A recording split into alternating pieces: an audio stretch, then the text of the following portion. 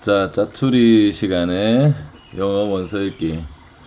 어, 아직도 기계 조작이 서툴러서 그런가? 많이 어렵네요. 중간에 방해받는 게 너무 많네. 자, 그래도 한번 해보도록 하겠습니다. Chapter 8. The Catcher in the Rye. Chapter 8. It was too late to call up for a cab or anything, so I walked the whole way to the station. It wasn't too far, but it was cold as hell, and the snow made it hard for walking. And my Gladstones kept banging hell out of my legs. I sort of enjoyed the air and all.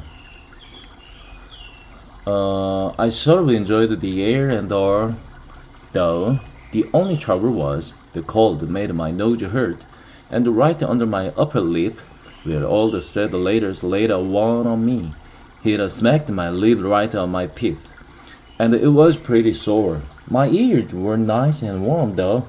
That hat I bought had ear laps in it, and I put them on. I didn't give a damn how I looked. Nobody was around anyway. Everybody was in the sack. I was quite lucky when I got to the station, because I only had to wait about 10 minutes for a train. While I waited, I got some snow in my hand and washed my face with it. I still had quite a bit of blood on. Usually, I like riding on trains, especially at night, with the lights on with the lights on and the windows so black, and one of those guys coming up the aisle selling coffee and sandwiches and magazines. I usually buy a ham sandwich and about 4 magazines. If I'm on a train at night, I can usually even read one of those dumb stories in a magazine without puking. You know, one of those stories with a lot of funny, lean-jawed guys named David in it, and a lot of funny girls named Linda and Marcia that are always lighting all the goddamn David's pipes for them. I can even read one of those loud stories on a train at night usually. But this time, it was different. I just didn't feel like it. I just sort of sat and not did anything. All I did was take off my hunting hat and put it in my pocket. All of a sudden, this lady got on at Trenton and sat down next to me. All of a sudden, this lady got on at Trenton and sat down next to me. Practically, the whole car was empty because it was pretty late and all. But she sat down next to me instead of an empty seat because she had this big bag with her and I was sitting in the front seat. She stuck the bag right out in the middle of the aisle where the conductor and everybody could trip over it. She had these orchids on, like she'd just been a big party or something. She was around 40 or 45, I guess. But she was very good looking. Women kill me. They really do. I don't mean I'm oversexed or anything like that. Although I'm quite sexy, I just like them. I mean, they are always leaving their goddamn bags out in the middle of the aisle. Anyway, we were sitting there, and all of a sudden she said to me, "Excuse me, but isn't that a fancy prep sticker?" She was looking up at my suitcases up on the racks, up on the rack. My Gladstones. Very corny, I'll admit. "Oh, do you go to Pansy?" she said. She had a nice voice. A nice telephone voice, mostly. She should have carried a goddamn telephone around with her. "Yes, I do," I said. "Oh, how lovely. Perhaps you know my son, then Ernest Morrow? She goes to Pansy." Yes, I do. He's in my class." Her son was doubtlessly the biggest bastard that ever went to Pansy in the whole crumby history of the school. He was always going down the corridor after he'd had a shower, snapping his soggy old wet towel at people's asses. That's exactly the kind of guy he was. "Oh, how nice," the lady said, but not corny. She was just nice and all. "I must tell Ernest that we met," she said. "May I ask your names, dear?" "Rudolph Schmidt," I told her. I didn't feel like giving her my whole life history. Rudolph Schmidt was the name of the janitor of our dorm. "Do you like Pansy?" she asked me. "Pansy?" It's not too bad. It's not paradise or anything, but it's as good as most schools. Some of the faculty are pretty conscious, conscious, pretty. Some of the faculty are pretty conscientious. Ernest just adores it. I know he does, I said. The- Then I started shooting the old crab around a little bit. He adapts himself very well to things. He really does. I mean, he really knows how to adapt himself. Do you think so?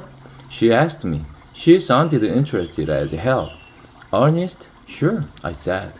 Then I watched her take off her gloves. Boy, was she roused with rocks. I just broke a nail getting out of a cab, she said. She looked up at me and sort of smiled. She had a terrifically nice smile. She really did. Most people have hardly any smile at all, or a large one. Ernest's father and I sometimes worry about him, she said.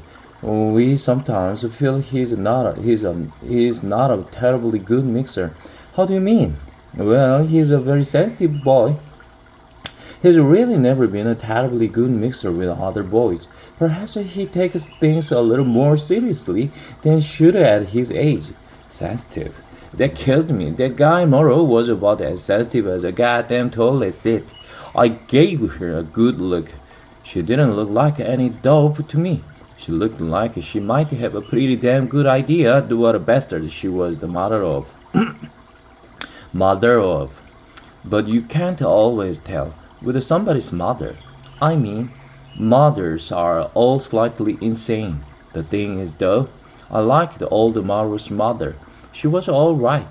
Would you care for a cigarette? I asked her. She looked all around. I don't believe this is a smoker, Rudolph, she said. Rudolph. That killed me.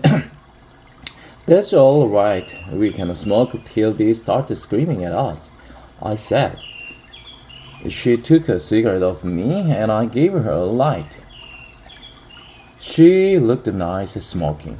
She inhaled and all. She didn't wolf the smoke down the way most women around her age do. She had a lot of charm. She had quite a lot of sex appeal, too. If you really want to know, she was looking at me sort of funny. I may be wrong, but I believe your nose is bleeding. Dear, she said, all of a sudden. I nodded and took out my handkerchief. I got hit with a snowball, I said. One of those very icy ones. I probably would have told her what really happened, but it would have taken too long. I liked her though. I was beginning to feel sort of sorry. I'd told her my name was Rudolph Swinch. Old Ernie, I said, he's one of the most popular boys at Pensy. Did you know that? No, I didn't. I nodded. It really took everybody quite a long time to get to know him. He's a funny guy, a strange guy, in lots of ways. Know what I mean? Like when I first met him, I thought he was kind of a snobbish person. That's what I thought. But he isn't. He's just got this very original personality that takes you a little while to get to know him. Old Mrs. Morrow didn't say anything, but boy, you should have seen her. I had her glued to her seat. You take her somebody's mother, all they want to hear about is what a hot shot their son is. Then I really started chucking the old crap around. Did he tell you about the elections? I asked her. The class elections? She shook her head. I had her in a trance, like I really did. Well, a bunch of us wanted old Ernie to be president of the class. I mean, he was the unanimous choice. He was the only boy that could really handle the job. I said, boy, was I chucking it. But this other boy, Harry Fencer was elected. And the reason he was elected, the simple and obvious reason, was because Ernie wouldn't let us nominate him. Because he's so darn shy and modest and all. He refused. Boy, he's really shy. You ought to make him try to get over that. I looked at her. Didn't he tell you about it? No, I didn't. He didn't. I nodded. That's Ernie. He wouldn't. That's the one fault with him. He's too shy and modest. You really ought to get him to try to relax occasionally. Right that minute, the conductor came around for old Mrs. Morrow's ticket, and it gave me a chance to quit shooting it. I'm glad I shot it up for a while, though. You take a guy like Morrow that's always slapping their towel at people's asses, really trying to hurt somebody with it. They don't just stay a rat while they are kids. They stay a rat their whole life.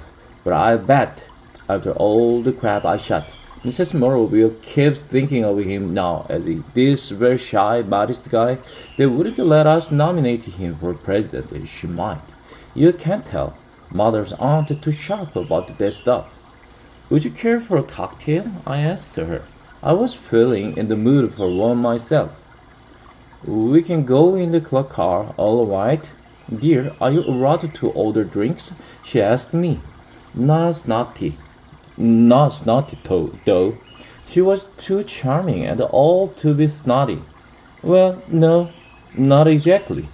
But I can usually get them on account of my hateth, I said, and I have quite a bit of gray hair. I turned sideways and showed her my gray hair. It fascinated the hell out of her. Come on, join me. Why don't you? I said. I'd be enjoyed having her. I really don't think I'd better. Thank you so much, though, dear, she said. Anyway, the club has most likely closed. It's quite late, you know. She was right. I'd forgotten all about what time it was. Then she looked at me and asked me what I was afraid she was going to ask me. Ernest wrote that he'd be home on Wednesday. The Christmas vacation would start on Wednesday. She said, I hope you weren't called home suddenly because of illness in the family. She really looked worried about it. She wasn't just being noisy. You could tell. No, everybody's fine at home. I said, it's me. I have to have this operation. Oh, I'm so sorry, she said. She really was too. I was right away sorry I'd said it, but it was too late. It isn't very serious. I have this tiny little tumor on the brain. Oh no. She put her hands up to her mouth and all. Oh, I'll be all right and everything. It's right near the outside, and it's a very tiny one. They can take it out in about 2 minutes. Then I started reading this timetable I had in my pocket, just to stop lying. Once I get started, I can go on for hours if I feel like it. No kidding, hours. We didn't talk too much after that. She started reading this Vogue she had with her, and I looked out the window for a while. She got off at Newark. She wished me a lot of luck with the operation and all. She kept calling me Rudolph. Then she invited me to visit Ernie during the summer at Gloucester, Massachusetts. She said their house was right on the beach and they had a tennis court and all. But I just thanked her and told her I was going to South America with my grandmother, which was really a hot one because my grandmother hardly ever even goes out of the house, except maybe to go to a goddamn matinee or something. But I wouldn't visit that Savage Morrow for all the dough in the world, even if I was desperate. 어, 잘 읽고 싶은데 뜻대로 잘 안 되네. 그래도 계속 끝까지 나를 위해서, 누굴 위해서? 나를 위해서, 미래의 나를 위해서.